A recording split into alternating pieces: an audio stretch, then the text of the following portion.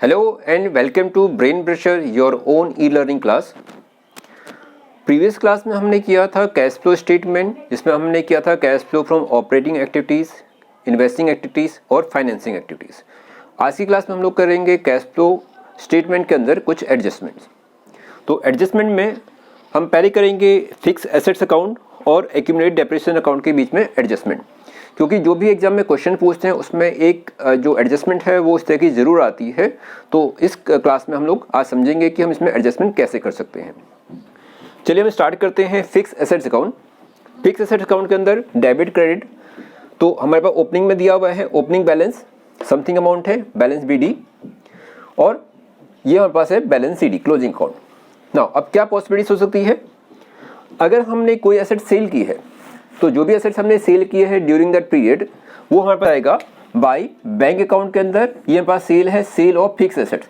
तो जो भी हमने फिक्स एसेट सेल की है, जितने भी रुपीस हमने सेल की है, ये अमाउंट हमारे पास आ जाएगा इन्वेस्टिंग एक्टिविटीज के अंदर. जो ये अमाउंट हमारे पास आएगा, ये हमारे पास आएगा इन्वेस्टिंग के अंदर, investing cash flow from investing activities के अंदर. फिर अगर हमने ड्यूरिंग द ईयर कोई एसेट परचेज की है, अगर हमने कोई एसेट परचेज की है ड्यूरिंग दैट ईयर, तो ये जो अमाउंट हमारे पास आएगा ये भी हमारे पास आएगा इन्वेस्टिंग के अंदर. इन्वेस्टिंग के अंदर जो हमने परचेज किया है हमारे पास है ये कैश यूज्ड है, यानी आउट है हमारे पास, ये माइनस है. और अगर हमने कुछ एसेट सेल की है तो ये हमारे पास कैश इनफ्लो है, ये हमारे पास इनफ्लो है, यानी प्लस आइटम हमारे पास कैश का. इन्वेस्टिंग एक्टिविटीज के अंदर कैश हमारे पास इनफ्लो है. देन अगर हमने जो एसेट सेल की है उस एसेट को अगर हमने लॉस में सेल किया है तो वो हमारे पास अमाउंट आएगा इधर.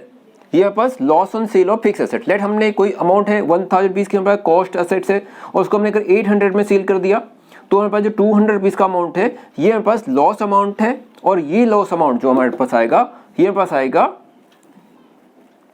एडजस्टमेंट के अंदर, यानी ऑपरेटिंग के अंदर, ऑपरेटिंग एक्टिविटीज के अंदर. इसको हम प्लस करेंगे बिकॉज ये हमारे पास नॉन कैश ट्रांजेक्शन है.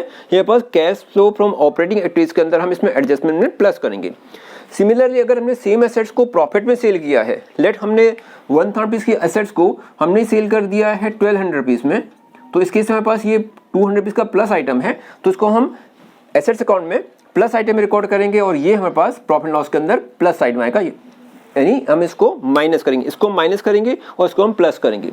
लॉसेस को हमने प्लस करना है और प्रॉफिट को हमने माइनस करना है ऑपरेटिंग एक्टिविटीज़ के अंदर, कैश फ्रॉम ऑपरेटिंग एक्टिविटीज़ के अंदर एडजस्टमेंट में. नाउ अगर हमें एक्यूमुलेटेड डेप्रिसिएशन भी साथ में क्वेश्चन में गिवन है, बिकॉज अभी मैं इसके ऊपर एक आपको क्वेश्चन भी कराऊंगा. एक्यूमुलेटेड डेप्रिसिएशन, तो एक्यूमुलेटेड डेप्रिसिएशन के अंदर अगर हमारे पास कुछ एसेट्स में जो कि हमारे पास ऑलरेडी क्वेश्चन में एक्यूमुलेटेड डेप्रिसिएशन दिया है, तो ये एक्यूमुलेटेड डेप्रिसिएशन हम ट्रांसफर कर देते हैं इधर. ये अमाउंट एक्यूमुलेटेड डेप्रिसिएशन हम शिफ्ट कर देते हैं यहाँ पर एक्यूमुलेटेड डेप्रिसिएशन के अंदर. हमें एक्यूमुलेटेड डेप्रिसिएशन में ऑलरेडी कुछ अमाउंट गिवन है, यहाँ पर ओपनिंग बैलेंस है, हमें इसमें एडजस्टमेंट करनी है. एक्यूमुलेटेड डेप्रिसिएशन अकाउंट के अंदर ओपनिंग बैलेंस BD समथिंग, जो हमारे पास ड्यूरिंग द ईयर जो हमने एसेट सेल किया उसका जो एक्यूमुलेटेड डेप्रिसिएशन है उसको हमने यहाँ पे शिफ्ट कर देना है डेबिट साइड में. डेबिट में to fix assets account, depreciation on fix asset इधर. और हमें बैलेंस में बैलेंस CD दिया हुआ है क्वेश्चन के अंदर, बिकॉज एक्यूमुलेटेड डेप्रिसिएशन के अंदर हमें ओपनिंग दिया हुआ है और क्लोजिंग दिया हुआ है. ये क्लोजिंग है, तो जो डिफरेंस आएगा बैलेंसिंग फिगर तो हमारे पास आएगा डेप्रिसिएशन अकाउंट करंट ईयर का. ये अमाउंट हमारे पास प्रॉफिट एंड लॉस अकाउंट के अंदर आएगा. मीन्स हमें इसको एडजस्टमेंट करना है cash flow from operating activities के अंदर, इसको हमें प्लस करना है बिकॉज डेप्रिसिएशन से हमारा प्रॉफिट रिड्यूस हो गया है, ये भी नॉन कैश आइटम से, तो इसको हमें एडजस्टमेंट करना है. नाउ अब इसके ऊपर मैं आपको एक क्वेश्चन कराता हूं, न्यूमेरिकल क्वेश्चन करते हैं. ये एडजस्टमेंट आपको अच्छे से सीख लेनी है बिकॉज एग्जाम के अंदर इस तरह की ट्रांजेक्शन जरूर आती हैं कैश फ्लो स्टेटमेंट के अंदर. अब इस एडजस्टमेंट के बेस पर हम एक क्वेश्चन करते हैं. तो क्वेश्चन देखिए इस तरह का है, ये पर क्लोजिंग बैलेंस है और ओपनिंग बैलेंस है. क्वेश्चन में गिवन है हमें एडजस्टमेंट के अंदर, हमें गिवन है machinery closing 8,20,000, opening 5 lakh rupees. Accumulated depreciation machinery के ऊपर 2,50,000, 2 लाख रुपीज़. प्रीवियस ईयर में 2 लाख था, करंट में 2,50,000 रुपीज़ का है. हमें फर्दर देखा एक पेटेंट्स दे रखे हैं. पेटेंट्स हमारे पास इंटेंजिबल एसेट्स हैं, अमोर्टाइज होता है इसके अंदर. क्लोजिंग 3 लाख रुपीज़ का और ओपनिंग 4,50,000 रुपीज़ का. फर्दर एडिशनल एडजस्टमेंट है हमारे पास during the year machinery costing rupees 60,000 which accumulated depreciation 40,000 rupees sold rupees 25,000। एक हमारे पास मशीनरी है इस एंटायर जो हमारे पास मशीनरी है, ये मशीनरी, इस मशीनरी में से सम पार्ट ऑफ मशीनरी जिसकी कॉस्ट है 60,000 रुपीज़ की, जिस पर 40,000 रुपीज़ का एक्यूमुलेट डेप्रिसिएशन हो चुका है, उसमें डेप्रिसिएशन में एक्यूमुलेट किया है 40,000 रुपीज़ का, उसको हमने 25,000 रुपीज़ में सेल किया है प्रीवियस ईयर में, इसकी में एक एडजस्टमेंट कर रही है। और दूसरा में गिवन है patent were written off to the extent rupees 75,000, यानी 75,000 रुपीज़ तक का हमने पेटेंट्स पे डेप्रिसिएशन चार्ज किया, मीन उसमें हमें अमोर्टाइजेशन हुआ है। And some patents sold at profit rupees 30,000, और पेटेंट का कुछ पार्ट हमने सेल कर दिया है प्रॉफिट 30,000 रुपीज़ के प्रॉफिट पर, तो इसकी हमें एक एडजस्टमेंट कर रही है। तो चलिए इसकी एडजस्टमेंट करते हैं। तो उससे पहले हम बनाते हैं मशीनरी अकाउंट।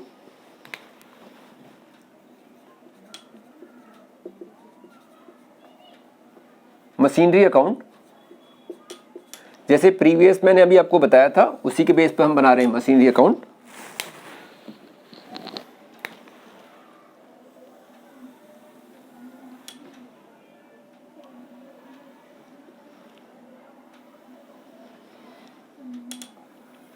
Now, debit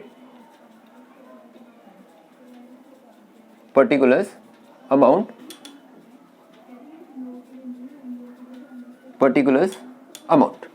तो मशीनरी का हमारा ओपनिंग गिवन है 5 लाख रुपीज का, टू बैलेंस ब्रॉट डाउन या ओपनिंग बैलेंस 5 लाख रुपीज। ये 5 लाख रुपीज का हमारे पास मशीनरी का ओपनिंग बैलेंस है। फर्दर कह रहा है during the year machinery costing 60,000 rupees which accumulated depreciation 40,000 sold 25,000 rupees. तो इसमें मशीनरी कॉस्ट है 60,000 रुपीज की, बाय हमने कितनी रुपीज की मशीन सेल की है 60,000 रुपीज, बिकॉज यहाँ पर जो मशीनरी गिवन है ये कॉस्ट पर है, तो हमें इसके कॉस्ट को ही हटाना है यहाँ से, बाय सेल्स अकाउंट। हमने कितने में सेल किया इसको, हमने इसको सेल किया है 25,000 रुपीज में, जो हमने बैंक में सेल किया है, by bank account. By bank account यहाँ पास सेल्स है, हमने इसको सेल किया है 25,000 रुपीज में, दिस इज 25,000, राइट। ओके, अब इसकी मशीनरी थी कितने की, मशीनरी हमारे पास थी 60,000 रुपीज की, 60,000 रुपीज हमारे पास कॉस्ट थी मशीनरी की, और उसमें एक्यूमुलेटेड डेप्रिसिएशन हो गया है 40,000 रुपीज का, तो हमने इसमें डेप्रिसिएशन सब्ट्रैक्ट करेंगे, एक्यूमुलेटेड डेप्रिसिएशन 40,000 रुपीज का, 40,000 रुपीज का डेप्रिसिएशन हुआ है, राइट। तो बैलेंस हमारे पास कितना बचा 20,000 रुपीज, 20 हमारे पास बचा इसमें। अब 20 को हमने सेल कितने पे किया है 25,000 रुपीज में, सोल्ड 25,000 रुपीज। हमारे पास जो मशीनरी कॉस्ट है वो बची है on the date of sale 20,000 rupees की, उसको हमने सेल किया है 25,000 रुपीज में। इट मीन्स हमने 20,000 रुपीज की चीज को 25 में सेल किया, तो ये 5,000 रुपीज का हमारे पास क्या है, गेन है, यानी प्रॉफिट है। प्रॉफिट को हम कहाँ लिखते हैं, इधर, यहाँ लिखेंगे 2 gain on sales of machinery. Machinery में हमें सेल करने में कितना पैसा मिला है 5,000 रुपीज का प्रॉफिट जो हमारे पास है, ये 5,000 रुपीज, राइट। नाउ यहाँ लिखेंगे बाय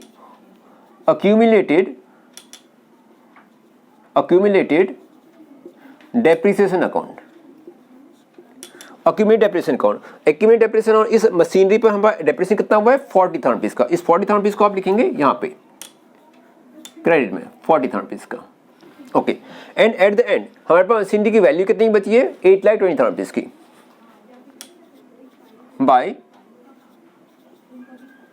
बैलेंस CD।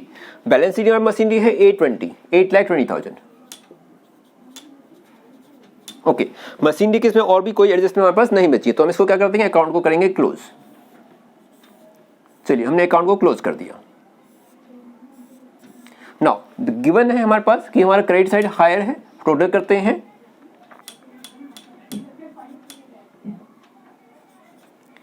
$8,85,000, तो इधर एडजस्टमेंट करेंगे, यहाँ पे 8,85,000 आना चाहिए हमारे पास, ओके। डिफरेंस आ रहा है हमारे पास, डिफरेंस हमारे पास आ रहा है 3,80,000 रुपीज का, तो ये जो डिफरेंस हमारे पास है ये हमारे पास क्या आएगा टू बैंक हमारे पास है परचेजेस, ये बैलेंसिंग फिगर हमारे पास आ गई, बैलेंसिंग फिगर। तो इट मीन्स हमने करंट ईयर में मशीनरी सेल की है 25,000 रुपीज़ की, ये हमारे पास कैश इनफ्लो है, और हमने मशीनरी परचेज की है 3,80,000 रुपीज़ की, ये हमारा बैलेंसिंग फिगर है, ये हमारा कैश आउटफ्लो है। तो एग्जाम में आपको इस तरह के एग्जाम एडजस्टमेंट को ध्यान रखना है कि हमारे पास जो डिफरेंस है बैलेंसिंग वगैरह है वो हमारे पास मशीनरी परचेज की हो गई। समटाइम हो सकता है कि आपको परचेज भी गिवन हो, बैलेंसिंग अमाउंट नॉट गिवन हो, इनमें से कोई सी भी एक जो आपका इन्फॉर्मेशन है वो मिसिंग हो सकती है, उसको आपको फाइंड करना है। चलिए अब हम बनाते हैं मशीनरी, ये मैंने बनाया मशीनरी अकाउंट। नेक्स्ट हमारे पास है accumulated depreciation account. Accumulated depreciation account.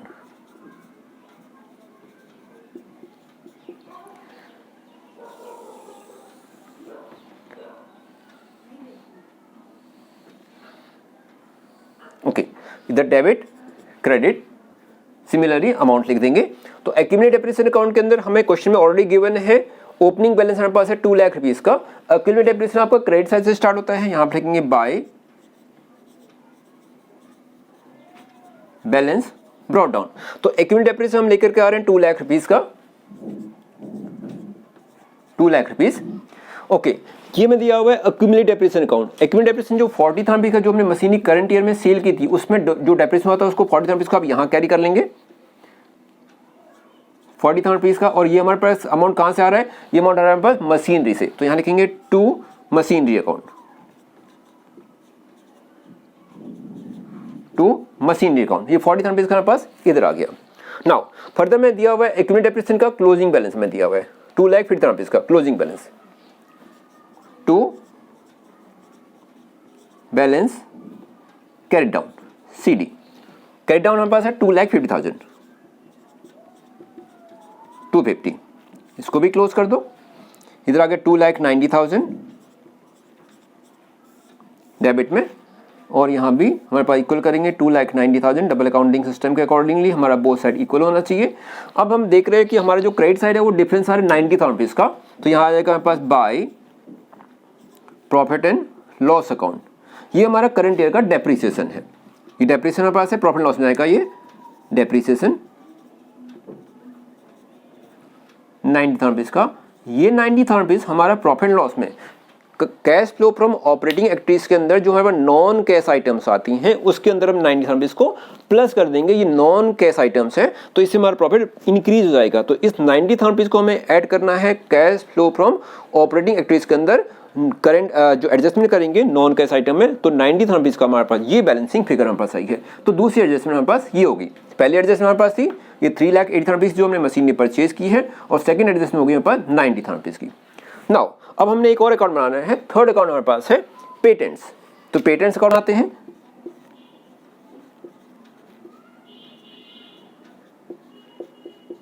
Patents account. Patents हमारे पास इंटेंजिबल एसेट्स होती हैं, इसमें भी अमोर्टाइजेशन होता है हमारे पास। तो पेटेंट अकाउंट्स के अंदर हमें क्वेश्चन में अगेन गिवन है पेटेंट्स का ओपनिंग बैलेंस और पेटेंट का क्लोजिंग बैलेंस। पेटेंट हमारे पास एसेट्स हैं तो हमारे पास आएगा 2 बैलेंस BD। तो पेटेंट का बैलेंस BD हमारे पास है 4,50,000 रुपीज़, 4,50,000 रुपीज़। हमें गिवन है क्वेश्चन के अंदर एडिशनल इन्फॉर्मेशन में patents were written of the extent rupees 75,000। 75,000 rupees का हमारा जो पेटेंट्स है उसमें डेप्रिसिएशन हो गया, एमोर्टाइज हो जाएगा। तो बाय डेप्रिसिएशन या एमोर्टाइजेशन, ये हमारे पास आएगा प्रॉफिट एंड लॉस अकाउंट के अंदर। ये भी प्रॉफिट लॉस अकाउंट के अंदर हमारे पास ऐड अमाउंट है 75,000 रुपीज़। ये हमारे पास cash flow from operating activities के अंदर ये 75,000 रुपीज़ भी प्लस हो जाएगा आपका, बिकॉज अगेन ये हमारे पास नॉन कैश आइटम्स है। तो प्रॉफिट लॉस के अंदर हमारा जो cash flow from operating activities के अंदर बनाएंगे उसमें 75,000 रुपीज़ को आपको इसमें ऐड करना है। तो 75,000 रुपीज़ का patent were written of the extent 75,000। तो 75,000 का डेप्रिसिएशन आ गया हमारे पास, 450 में 75,000 का डेप्रिसिएशन आ गया। आगे दे रहा है हमारे पास and some patent sold at profit 30,000 rupees का। इसके फर्दर हमने पेटेंट का कुछ पार्ट या हमने कुछ पेटेंट को सेल किया है 30,000 रुपीज़ के प्रॉफिट पर। कितने रुपीस का पेटेंट सेल किया ये हमें क्वेश्चन में नहीं दिया हुआ है, बस ये बता रहा है कि हमने कुछ पेटेंट सोल्ड किया है जिसमें हमें 30,000 का प्रॉफिट हुआ है। तो प्रॉफिट को हम कहाँ लिखते हैं, प्रॉफिट को हम लिखते हैं डेबिट साइड में। तो यहाँ लिखेंगे to profit and loss account. ये हमारे पास क्या आएगा, gain on sales of patent, gain on sale of patent. हमने पेटेंट को जो सेल किया कितने रुपीस में, प्रॉफिट में 30,000 रुपीस का। ये 30,000 रुपीस का हमारे पास अमाउंट इधर आ गया। ओके नेक्स्ट, अब हमें और क्या दे रखी इन्फॉर्मेशन, हमें दे रखा है पेटेंट का क्लोजिंग बैलेंस 3 लाख रुपीस का। तो यहाँ पे एक लाइन छोड़ देते हैं हम, यहाँ लिखते हैं बाय बैंक अकाउंट सेल। ये हमने पेटेंट सेल किया है, कितने में सेल किया हमें फाइन आ जाएगा। Then by balance CD. तो पेटेंट का बैलेंस सीडी में गिवन है 3 लाख रुपीस। तो 3 लाख रुपीस हमारे पास पेटेंट का बैलेंसिंग फिगर। फिर से क्लोज करें दोनों अकाउंट को। हमारा जो डेबिट साइड है, डेबिट साइड हमारे पास आ रहा है 4,80,000, 4,80,000। तो हमारा क्रेडिट साइड में भी आना चाहिए 4,80,000। तो डिफरेंस हमारे पास आ रहा है 480 नहीं है हमारे पास, इसमें डिफरेंस हमारे पास 1,05,000। तो हमने पेटेंट सील किया है 1,05,000। ये हमारे पास आ गया बैलेंसिंग फिगर। तो ये जो आपका अमाउंट आ रहा है 1,05,000 रुपीस का, ये हमारे पास पेटेंट का कैश इनफ्लो है। मीन हमारे पास cash flow from investing activities के अंदर 1,05,000 रुपीस को हम ऐड करेंगे। कैश इनफ्लो है, हमने इतने रुपीस की मशीन पेटेंट सेल किया है, कैश इनफ्लो 1,05,000। ऐसे ही कैश इनफ्लो हमने ऊपर मशीनरी सेल की है 25,000 रुपये, यहाँ इनफ्लो है। और इधर हमने मशीनरी को सेल परचेज किया था 380 का, ये हमारे पास कैश आउटफ्लो है। क्लियर? तो आई होप आपको ये एडजस्टमेंट समझ आई होगी। इनकेस आपको कोई क्वेरीज हो तो प्लीज़ आप मुझे कमेंट बॉक्स में ज़रूर लिखिए, जिससे कि मैं आपकी उन क्वेरीज को सॉर्ट आउट कर सकूँ।